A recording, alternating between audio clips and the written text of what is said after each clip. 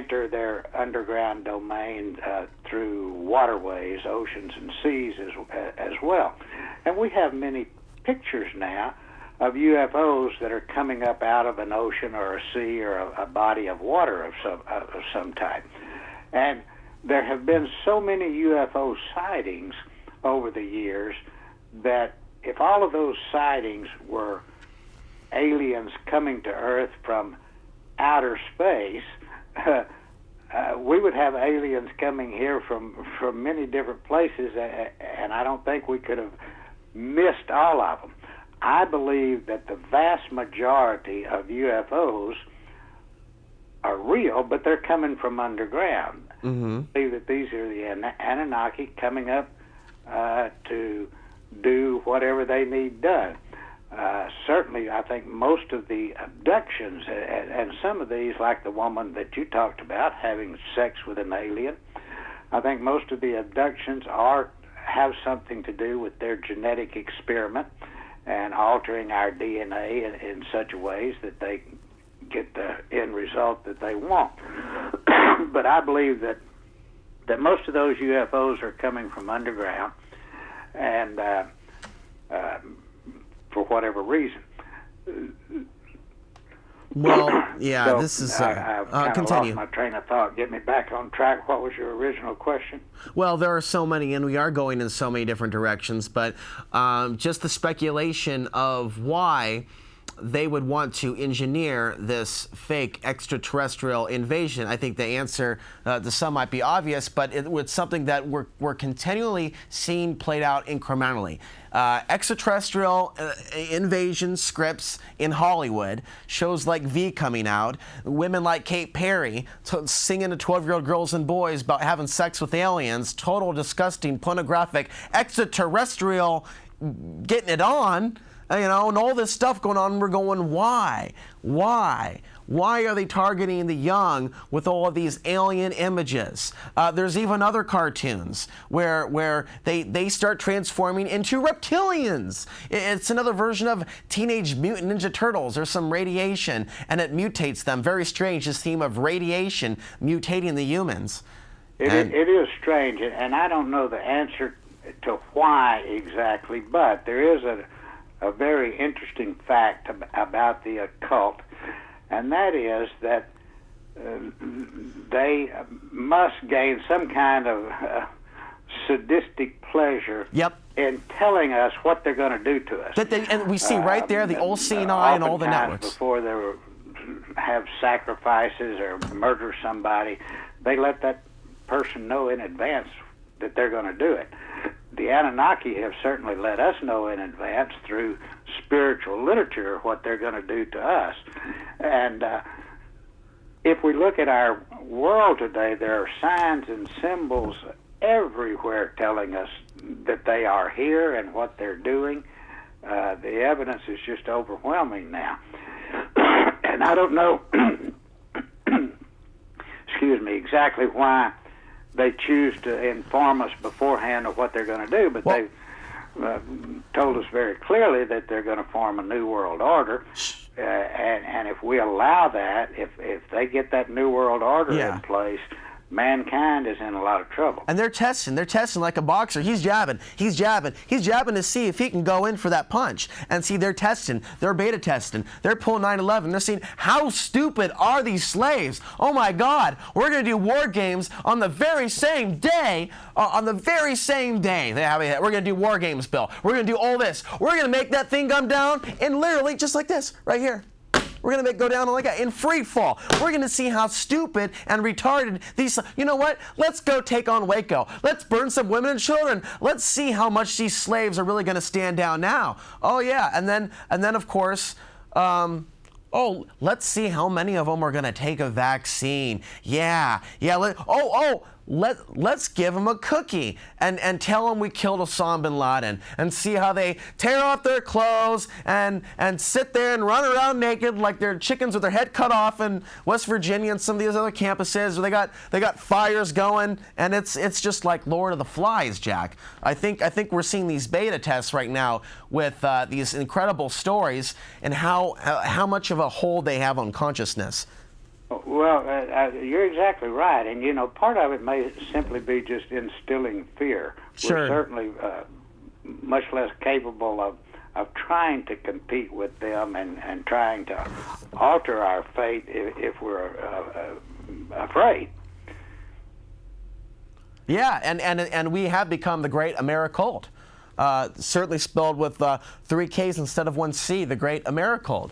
And that's the great thing about being able to do the show with you, Jack, because more and more people are unplugging from this cult and are seeking their higher self and all this. And truly, what does it mean to have a true connection with let's give this some airtime, the Supreme Being? To go beyond the word God, a Supreme Being. Above all, that which even created the fallen gods to test us in this earthly realm. My intuition tells me what this is a big test. For each one of us individually, if we're going to break through the cage that in many ways is co-constructed by our own mind, by our own misconceptions and delusions that cages maintain. But there's ways to hack the codes of this matrix, which many, Jack, have written about as being a holographic universe, which Right. Talbot's book was about, that we're creating all this with our thoughts. So if they're trying to mind control us to help us co-create this prison, we got to start thinking about things dramatically different. And I guess as we segue into part 2, participate in the grandest rebellion. Now, where do you want to begin with taking off this collective ball and gag and beginning this grandest rebellion?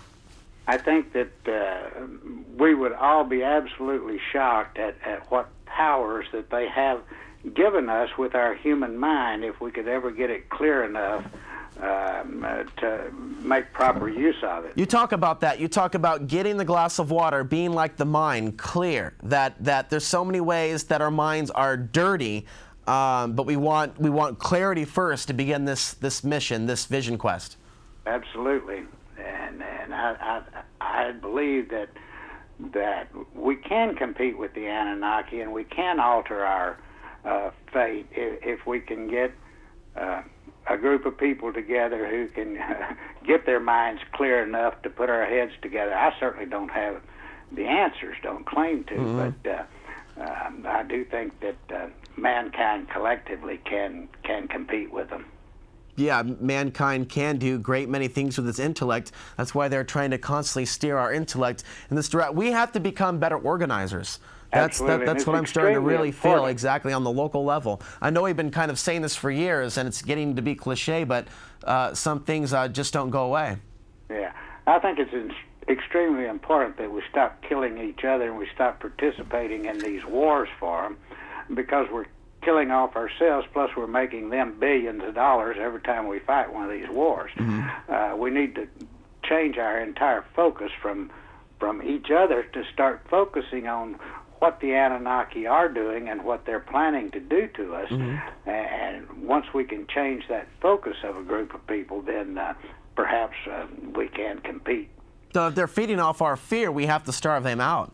We have to starve them out and no longer allow them to be hitting our buttons. I see people right now getting so agitated, Jack. They are on the edge of their seats. They're hearing about rapture. They're hearing about doomsday. They're hearing about, well, they were hearing about Iran. Now soon they're going to be hearing about China, which we brought up by design to play out this in-game New World Order potential depopulation agenda scenario. But they're hearing about so many things. They're being told they're a virus and that they should hate other children if they see them because they have a large carbon footprint. Say look and scowl because they're upset that they can't have a kid. People are definitely up against the wall right now, Jack, and my heart goes out to them in the grocery store when I see how sad they are with their little carrots and their little sack of potato chips, looking all pretty on the outside but looking so sad on the inside. I know you know what I'm talking about, Jack. It's very interesting going to the grocery stores these days. Absolutely. They have 3 tremendous tools that they use against us, or to use to influence us: government, religion, and the secret societies. Those 3 tools just do us tremendous harm because they can manipulate us and control us and make us believe all kind of falsehoods by using these 3 very, very powerful tools. And as difficult as it is, we need to find out the truth about what they're doing with governments. I'm not talking about just the United States government. They control the governments worldwide. Right. They control religion religious organizations Sure. worldwide. And we have absolute evidence now that every one of these secret societies that people talk about, the Illuminati, the Bilderbergs, the Skull and Bones, the Freemasons, on and on and on, Right. are just branches of the original secret society that was formed by Enki called the Brotherhood of the Serpent. And they've formed so many different little secret societies, but they still control all of them. And they have been able to use those as powerful weapons to manipulate us and to really inflict great harm as far as our spiritual well-being is concerned. Sure. And just to go back here, you have some quotes that you've had in your book, and there's a famous one from Woodrow Wilson. For those that say there are no evil great powers out there, there are no great conspiracies that exist beyond the reach of mankind. Well, here's something from Woodrow Wilson from page 186. Some of the biggest men in the United States in the field of commerce and manufacture are afraid of something and somebody, or afraid of somebody and are afraid of something. They know there's a power somewhere so organized, so subtle, so watchful, so interlocked, so complete, so pervasive that they better not speak above their breath when they speak in condemnation of it. And so that was Woodrow Wilson. And then we have a number of other quotes as well. But I want to mention earlier Tom Horn, that's been on the show before. He's also been an exorcist at one point in his life. His website is RaidersNewsNetwork.com.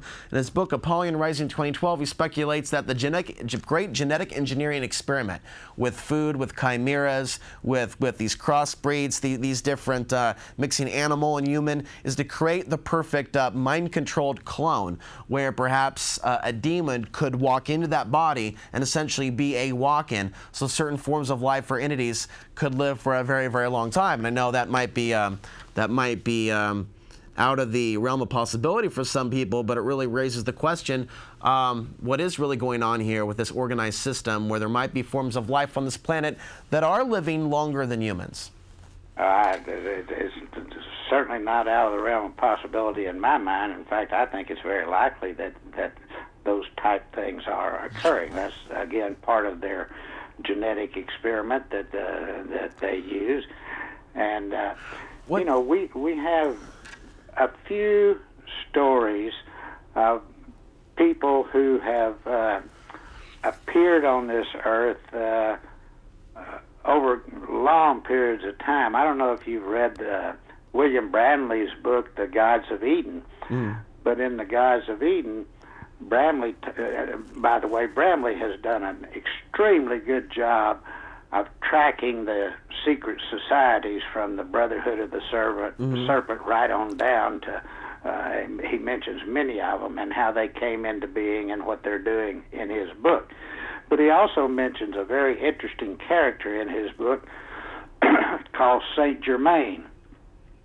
And Saint Germain is a very interesting individual who has appeared on Earth hundreds of years apart and done some amazing things. But yeah, I think that type thing is taking place. I think there are still Anunnaki here who come up from underground and mix in with human beings, and